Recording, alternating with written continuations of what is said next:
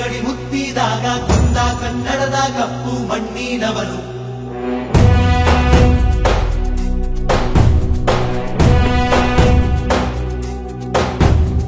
ವಜ್ರ ಬಲ್ಲಾಳರಾಯ ಸೋಗೆ ಬಲ್ಲಾಳರಾಯ ಕತ್ತಿಗಲೆ ಬಿತ್ತಿ ಹೋದ ವಂಶಾದವನು. ಈ ಸೀಮೆಗೆ ಶಿವ ನೀಡಿದ ವರವೋ,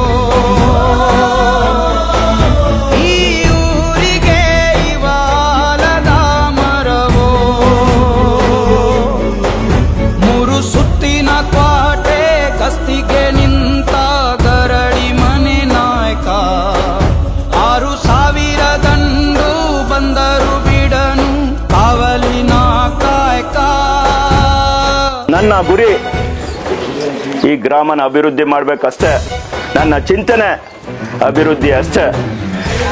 ನೀವೆಲ್ಲ ಆಶೀರ್ವಾದ ಮಾಡಿದಿರಿ, ಈ ಗ್ರಾಮನ ಮಾದರಿ ಗ್ರಾಮ ಮಾಡಬೇಕು, ಈ ಗ್ರಾಮ ಇಡೀ ಜಿಲ್ಲೆಗೆ ಮಾದರಿ ಆಗ್ಬೇಕು ಅನ್ನೋ ಒಂದು ಕಲ್ಪನೆ ಇಟ್ಕೊಂಡು ನಾನು ಈ ಗ್ರಾಮಕ್ಕೆ ಬಂದಿದ್ದೀನಿ. ನಿಮ್ಮೆಲ್ಲರ ಆಶೀರ್ವಾದ ಕೊಟ್ಟಿದ್ದೀರಿ.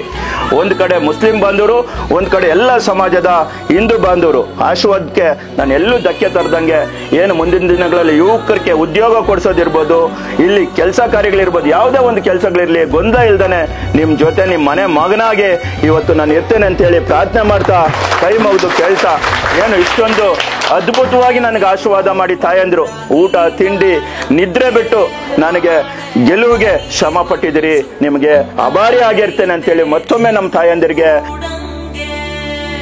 ಕಾವೇರಿಯ ಕಾಲಂಚಿನ ರೈತ, ಈ ಊರಿನ ಚಿರ ಶಾಂತಿಯ ದೂತ,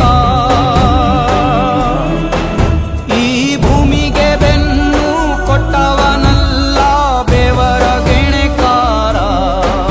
ಗಂಡು ಮೆಟ್ಟಿನ ನಾಡ ಸಂಸ್ಕೃತಿ ಕಾಯೋ ಊರಿನ ಸರದಾರ. ಕಾವೇರಿಯ ಕಾಲಂಚಿನ ರೈತ, ಈ ಊರಿನ ಚಿರ ಶಾಂತಿಯ ದೂತ, ಈ ಭೂಮಿಗೆ ಬೆನ್ನು ಕೊಟ್ಟವನಲ್ಲ ಬೆವರ ಗೆಣೆಕಾರ. ಗಂಡು ಮೆಟ್ಟಿನ ನಾಡ ಸಂಸ್ಕೃತಿ ಕಾಯೋ ಊರಿನ ಸರದಾರ.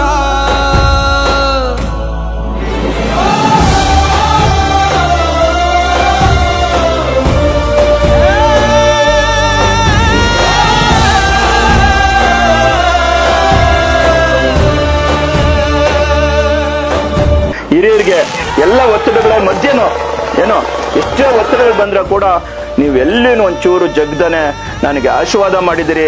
ನಾನು ಮತ್ತೊಮ್ಮೆ ನಿಮಗೆ ಆಭಾರಿ ಅಂತ ಹೇಳ್ತಾ ಎಲ್ಲರಿಗೂ ಹೊಂದಿಸಿ ನನ್ನ ಮಾತಿಗೆ ವಿರಾಮ ಕೊಡ್ತೇನೆ.